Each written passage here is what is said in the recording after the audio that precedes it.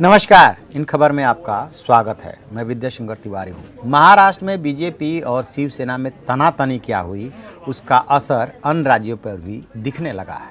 फिलहाल झारखंड में विधानसभा चुनाव होने जा रहा है, जहाँ पे कि बीजेपी की सहयोगी आजसू है, लेकिन आजसू भी बीजेपी से मोल तोल कर रही है और उसने इसी क्रम में अपने 12 सीटों पे अपने उम्मीदवारों का ऐलान कर दिया है, जिसमें वो चक्रधरपुर भी सीट है, जहां से कि बीजेपी के प्रदेश अध्यक्ष लक्ष्मण गिलुआ चुनाव लड़ रहे हैं। यानी एक तरह से उसने जो है बीजेपी पे दबाव बढ़ा दिया है ये ऐलान करके। और सीटों का डिफरेंस कितना है कि ये चाह रहे हैं कि कम से कम 15 सीटों पे चुनाव लड़े। वैसे तो डिमांड 20 की थी आजसू की, और बीजेपी चाहती है कि आप 10 सीटों पे चुनाव लड़ लीजिए। पिछली बार 8 पे लड़े थे, 5 सीटें मिली थी, लेकिन आजसू इसके लिए तैयार नहीं है। आजसू के जो प्रदेश अध्यक्ष है सुदेश महतो, वो कह रहे हैं कि बातचीत चल रही है, हो सकता है कि रास्ता निकल जाए, लेकिन जो ये खेल खेला है उन्होंने सीटों पे उम्मीदवार उतार करके, उससे बीजेपी कहीं ना कहीं दबाव में तो आ ही गई है।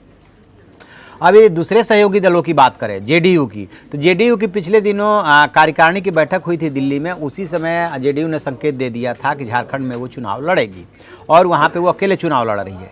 ठीक इसी तरह से जो दूसरी सहयोगी दल है लोक जनशक्ति पार्टी, यानी कि इसमें से जेडीयू और लोक जनशक्ति पार्टी, ये दोनों जो है बिहार में इनके सहयोगी दल है और बिहार से ही कट के झारखंड बना है। लेकिन लोक जनशक्ति पार्टी के साथ भी बीजेपी का एडजस्टमेंट नहीं हो पाया है और जो अब उसके हाल में अध्यक्ष चुने गए हैं चिराग पासवान, उन्होंने 50 सीटों पर चुनाव लड़ने का ऐलान कर दिया है।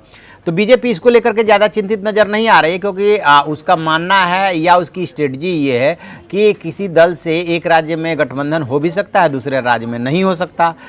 बीजेपी का ये भी मानना है कि जेडीयू और लोक जनशक्ति पार्टी का झारखंड में कुछ खास आधार नहीं है, इसलिए हम उनके साथ गठबंधन में क्यों जाए। लेकिन आजसू का तो है, आजसू का है, इसीलिए बातचीत चल रही है दोनों दलों में कि किसी तरह से गठबंधन बना रहे। सुदेश महतो ने भी उधर से बोला है और बीजेपी के भी सोर्सेज से ये बात आ रही है कि बीजेपी आजसू को नहीं छोड़ना चाहेगी, क्योंकि धीरे धीरे जो उसके सहयोगी दल है वहाँ पे, कभी झामुमो के साथ भी उसका गठबंधन हुआ था, झारखंड मुक्ति मोर्चा के साथ, बाद में झामुमो कांग्रेस के साथ चला गया था। ठीक इसी तरह से कभी बाबूलाल मरांडी इनके साथ हुआ करते थे, वो भी अभी इनके साथ नहीं है। तो इन परिस्थितियों में बीजेपी आजसू को नहीं छोड़ सकती। तो मैं सिर्फ इतना बताना चाह रहा था कि जो महाराष्ट्र में तनातनी हुई, वो जब अगले साल विधानसभा का चुनाव होगा बिहार में, वो तनातनी वहाँ भी देखने को मिलेगी और वही तनातनी फिलहाल जो है झारखंड में देखने को मिल रहा है।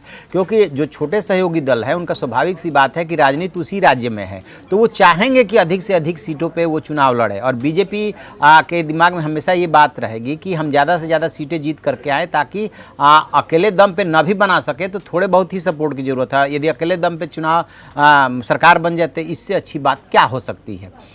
तो जैसे जैसे बीजेपी राज्यों में कमज़ोर होगी, स्वाभाविक है कि छोटे दल बार्गेनिंग करेंगे। अब यदि दूसरी तरफ की हम बात करें तो दूसरी तरफ में क्या हुआ है कि वहाँ पे 3 दल साथ में चुनाव लड़ रहे हैं। यानी कि एक तरफ तो बीजेपी आजसू के साथ हो गई, अभी फिलहाल तनातनी है, लेकिन लास्ट में उम्मीद है कि बात बन जाएगी। और दूसरी तरफ जो है झामुमो 43 सीट्स पे, कांग्रेस 31 पे और आरजेडी 7 सीटों पर चुनाव लड़ रही है। तो इन लोगों में तो पैक्ट हो चुका है और उसी हिसाब से ये अपने उम्मीदवारों की घोषणा कर रहे हैं।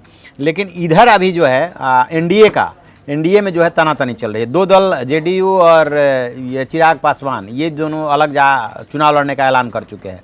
अब देखते हैं कि आजसू से कितनी सीटों पे बात बनती है। यदि पहले के 2014 के चुनाव की बात करें तो बीजेपी को 37 सीटें मिली थी और सहयोगी आजसू को 5 सीटें मिली थी। जेएमएम को 19, जेवीएम को 8, कांग्रेस को 7 और अन्य को 5 मिले थी। ठीक इसी तरह से यदि लोकसभा चुनाव की बात करें तो 2019 में जो है कुल 14 सीटें हैं, बीजेपी को 11, आजसू को 1, यानी कि 12 सीटें। 1 सीट जेएमएम को और 1 सीट कांग्रेस को मिली थी। तो ये अब यदि लोकसभा चुनाव का सीटों को देखें तो उस हिसाब से तो बीजेपी बहुत अच्छी पोजीशन में, सहयोगी दल के साथ 12 सीटें हैं। लेकिन हरियाणा और महाराष्ट्र ने अभी हाल के दिनों में जो चुनाव हुआ, उसने ये जता दिया है कि लोकसभा चुनाव में जो आपके वोट परसेंटेज मिले हैं और जितनी सीटों पे आपने विधानसभा सीटों पे लीड किया है, उसको यदि आधार बना करके आपने स्ट्रेटजी बनाई तो आप फेल हो जाएंगे। क्योंकि लोकसभा चुनाव में और फैक्टर्स काम करते हैं और विधानसभा चुनाव में और फैक्टर्स काम करते हैं। और इसी क्रम में आजसू के जो अध्यक्ष हैं सुदेश महतो, उन्होंने साफ साफ कहा है कि सिर्फ राष्ट्रीय मुद्दों से काम नहीं चलेगा, यहाँ पे प्रदेश और क्षेत्रीय मुद्दे भी उठाने पड़ेंगे और उन्हीं के आधार पर चुनाव लड़ना पड़ेगा।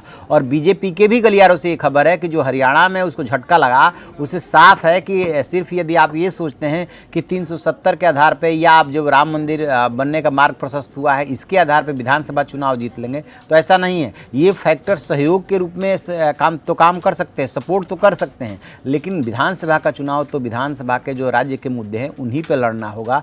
तो हो सकता है कि बीजेपी ने जो महाराष्ट्र और हरियाणा में झटका खाया है उससे सबक लेकर के झारखंड के लिए अलग अपनी स्ट्रेटजी बनाए और देखते हैं कि आजसू से उसके गठबंधन का कब तक ऐलान होता है, क्योंकि पहले फेज का जो चुनाव है वो 30 नवंबर को, 5 फेज में वहाँ पे चुनाव होने जा रहे हैं। पहला फेज जो है 30 नवंबर को है, 13 सीट पे चुनाव होगा। दूसरा फेज जो है 7 दिसंबर को है, 20 सीट पे चुनाव होगा। तीसरा फेज जो है 12 दिसंबर को 17 सीट पे चुनाव होना है और चौथा फेज जो है 16 दिसंबर को 15 सीट पे चुनाव होना है। पांचवा 20 दिसंबर को 16 सीट पे और 23 दिसंबर को मतगणना होनी है। तो अब इसमें पहले वाले फेज में टाइम नहीं है, उसमें नामांकन वगैरह चल रहा है या आज और कल में सब कुछ डिसाइड हो जाना है। तो देखते हैं कि बीजेपी कैसे आजसू को मनाती है और ये जो दबाव की राजनीति शुरू हुई है निश्चित रूप से इस पे थोड़ा ना बीजेपी के पेशानी पे बल बढ़ने लगा है। तो आप ऐसी खबरों के लिए देखते रहिए हमारा डिजिटल चैनल इन खबर। Thank you. इन खबर चैनल को सब्सक्राइब करें और बेल आइकन दबाना ना भूलें।